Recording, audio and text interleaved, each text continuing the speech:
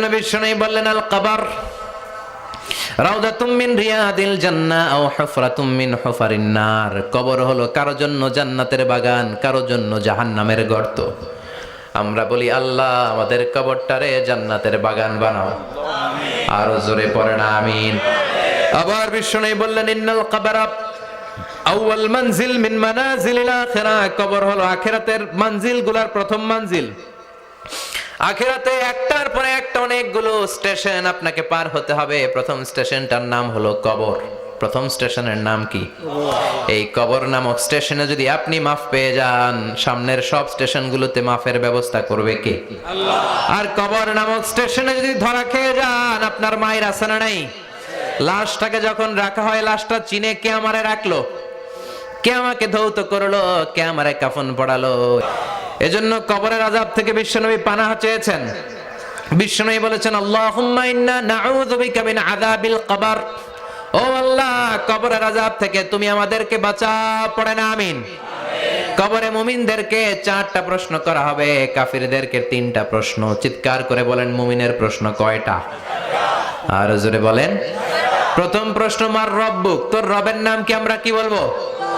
আল্লাহ আমারে রব, এই রবি আমার সব, দমে দমে তনু মনে তারি অনুভব। আল্লাহ আমারে রব, এই রবি আমার সব। পড়েন আমিন।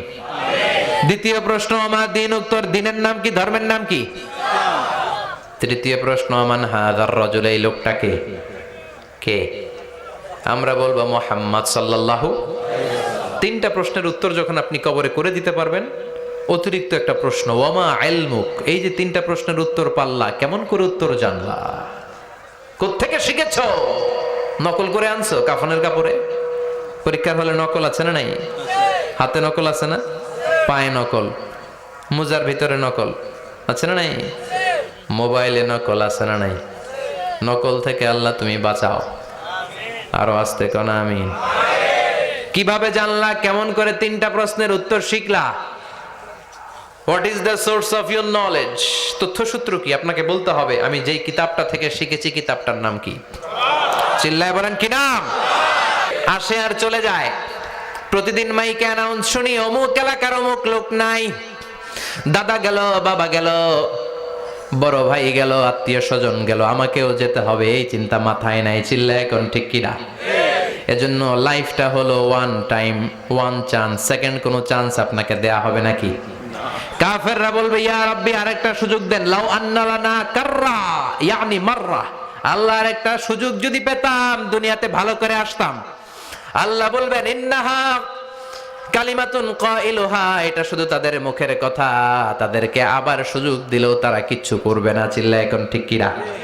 এজন্য একটা চান্স আমরা পেয়েছি, এই দুনিয়ার ওয়ান চান্সে আমরা ভয় পাবো একজনকে। চিল্লায় বলেন তিনি কে? আল্লাহ। এজন্য যেতে আমাদেরকে হবে। এই মরণ থেকে পালানোর কোনো সুযোগ কেউ পালাতে পারে নাই। এই মরণ হলো আখিরাতের প্রবেশদ্বার। মরণ নামক পালকিতে চড়ে আমরা কবরের ভেতরে ঢুকি। মরণ হলো প্রথম পর্ব, কবর হলো দ্বিতীয় পর্ব। যেরকম ঠিক কিনা? এজন্য বিশ্বনবী বললেন আল কবর রাউদাতুম মিন রিয়াদিল জান্নাহ আও হুফরাতুম মিন হুফারিন নার। কবর হলো কারো জন্য জান্নাতের বাগান, কারো জন্য জাহান্নামের গর্ত। আমরা বলি আল্লাহ আমাদের কবরটারে জান্নাতের বাগান বানাও, আরো জোরে পড়েন আমিন। আবার বিশ্বনবী বললেন ইন্নাল কবরা আউয়াল মানজিল মিন মানাজিলিল আখিরাহ। কবর হলো আখিরাতের মঞ্জিলগুলোর প্রথম মঞ্জিল। আখিরাতে একটার পরে একটা অনেকগুলো স্টেশন আপনাকে পার হতে হবে। প্রথম স্টেশনটার নাম হলো কবর। প্রথম স্টেশনের নাম কি? এই কবর নামক স্টেশনে যদি আপনি মাফ পেয়ে যান, সামনের সব স্টেশনগুলোতে মাফের ব্যবস্থা করবে কে? আল্লাহ। আর কবর নামক স্টেশনে যদি ধরা খেয়ে যান, আপনার মায়ের আছে না নাই? লাশটাকে যখন রাখা হয়, লাশটা চিনে কে আমারে রাখলো, কে আমাকে ধৌত করলো, কে আমারে কাফন পড়ালো। এজন্য বিশ্বনবী বলেছেন মুমূর্ষের সামনে বসে বসে পড়ো লা ইলাহা ইল্লাল্লাহু মুহাম্মাদুর রাসূলুল্লাহ লাকিনু মাউতাকুম লা ইলাহা ইল্লাল্লাহ। মুমূর্ষের সামনে দাঁড়িয়ে দাঁড়িয়ে পড়ো লা ইলাহা ইল্লাল্লাহ। এই লা ইলাহা হচ্ছে জীবিতদের জন্য কালিমা, আর আমরা মরার পরে এই জিকির করি, ঠিক কি না? আমাদের দেশের অনেক জায়গায় লাশ নিয়ে কবরে যাওয়ার সময় লা ইলাহা পড়ে না। না, এটা আগের জিকির, মরার আগের জিকির। মরার আগে আপনাকে অ্যানাউন্সমেন্ট দিতে হবে আল্লাহ ছাড়া কোনো ইলাহ নাই, বিশ্বনবী হচ্ছেন শেষ নবী এবং রাসূল। চিল্লায় বলেন ঠিক কিনা? লাশটাকে যখন রেখে দেয়া হয়, বিশ্বনবী যত মানুষকে কবরে রেখেছেন তারপরে দাঁড়িয়েছেন আর বলেছেন ইস্তাগফিরু লিআখিকুম, তোমার ভাইদের জন্য তোমরা দোয়া করো। ফাইন্নাহুল আনা ইউসআল, এখনই তাকে কবরে সওয়াল করা হবে। কবরে প্রশ্ন আছে না নাই? কথা বলেন। বিশ্বনবী খাদিজাতুল কুবরা, ওনার প্রথম স্ত্রী খাদিজাতুল কুবরা তাহেরাকে কবরের মধ্যে রেখে দিয়ে কাঁদতে শুরু করলেন, চোখের পানি ছেড়ে অনেক দোয়া করলেন। দোয়া শেষে সব সাহাবারা ঘরে ফিরে যায়, বিশ্বনবী যায় না। সাইয়েদনা আবু বকর বললেন, ও নবী চলেন ঘরে যাই। অনেক তো দোয়া করলেন। বিশ্বনবী বললেন, আবু বকর তুমি যাও, আমি যাব না। এইটা সাধারণ মহিলা না, এটা বিপদের দিনের সঙ্গিনী খাদিজা। মক্কায় যখন আমার কেউ ছিল না, খাদিজা আমারে ভুলে নাই। 3 বছর কাফিররা আমাকে জেলখানায় বন্দি রেখেছে, নাম শিয়াবে আবি তালেবের জেলখানা। আমার স্ত্রী ওই জেলখানার জীবনেও আমারে ছাড়ে নাই, আমার সাথে 3 বছর খাদিজাও জেল খেটেছে। এই একটাই মহিলা, যেই মহিলাকে আল্লাহ আরশের উপর থেকে সালাম দিয়েছে, মহিলাটার নাম খাদিজা। আল্লাহু আকবার। আমার সব সন্তান আল্লাহ খাদিজার পেট থেকে দিয়েছে। ফাতেমাতুজ জোহরা খাদিজার মেয়ে, জাইনাব খাদিজার মেয়ে, উম্মে কুলসুম খাদিজার মেয়ে, রুকাইয়া খাদিজার মেয়ে, আবুল কাসেম বিশ্বনবীর ছেলে খাদিজার ছেলে, আব্দুল্লাহ যাকে তাইয়্যিব এবং তাহের নামে আমরা চিনি, সেও খাদিজার ছেলে। সুবহানাল্লাহ। ও আবু বকর, আমার এই কলিজার টুকরা প্রিয়তমা খাদিজারে রেখে দিয়ে কেমনে বাসায় যায়? তুমি যাও, আমি দাঁড়িয়ে থাকবো। এখনই মুনকার নাকির এসে খাদিজারে প্রশ্ন করবে, আমি দেখবো খাদিজা উত্তর দিতে পারে কিনা। আর প্রশ্নের উত্তর যদি ভুল করে ফেলে, কবরের উপর থেকে আমি নিজে প্রশ্নের উত্তর দিয়ে দেব। সাইয়েদনা জিবরাইল বললেন, নবী আপনারা দাঁড়িয়ে থাকার দরকার নাই, আবু বকরের সাথে ঘরে চলে যান। আল্লাহ জানিয়ে দিয়েছে, খাদিজার কবরের প্রশ্নে যদি কোনো সমস্যা হয়, আরশের উপর থেকে খাদিজার প্রশ্নের জবাব আল্লাহ নিজে দিয়ে দিবে। এজন্য কবরের আযাব থেকে বিশ্বনবী পানাহ চেয়েছেন। বিশ্বনবী বলেছেন, আল্লাহুম্মা ইন্না নাউযু বিকা মিন আযাবিল কবর।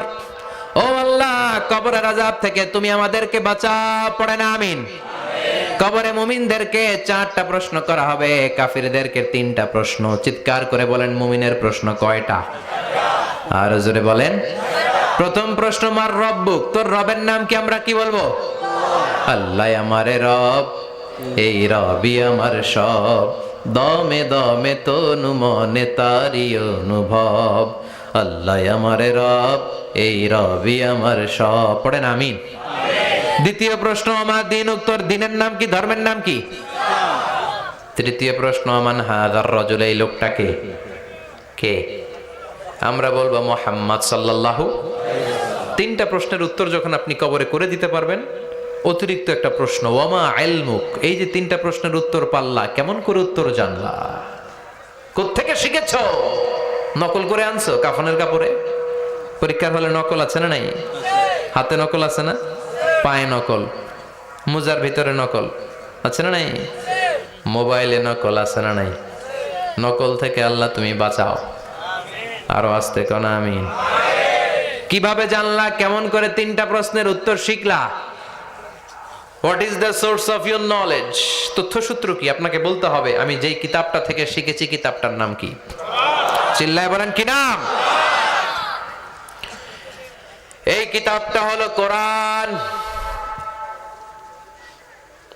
আপনাকে বলতে হবে, কোরআন থেকে আমি শিখেছি, বিশ্বনবীর হাদিস থেকে আমি শিখেছি। 4টা প্রশ্নের উত্তর যখন পারবেন, ফেরেশতারা বলবে, আহলান সাহালান, খোশ আমদেদ, কংগ্রেচুলেশন, বাহ বাহ, তুমি তো চমৎকার পেরেছো।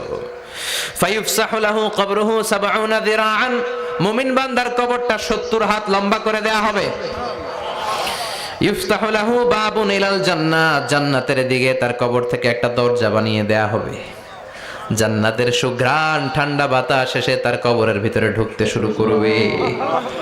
ইউলবাসু লিবাস মিন আহলিল জান্নাহ, জান্নাতীদের পোশাক তার গায়ের মধ্যে পরিয়ে দেয়া হবে। আল্লাহু আকবার। আর বলা হবে, নাম কানাউমিল আরুস, বাসর রাতে বর যেমনি কনেকে নিয়ে ঘুমিয়ে যায়, তুমিও একটা ঘুম দাও। আলহামদুলিল্লাহ পড়ে। মুমিন বান্দা আনন্দের একটা ঘুম দিবে। ইসরাফিলের সিংগার আওয়াজ ছাড়া পৃথিবীর কোনো কিছুই তার এই ঘুম ভাঙতে পারবে না। আল্লাহ আমরাও যেন সেদিন কবর একটা মজার ঘুম দিতে পারি, তুমি তৌফিক দাও। জোরে পড়েন আমিন।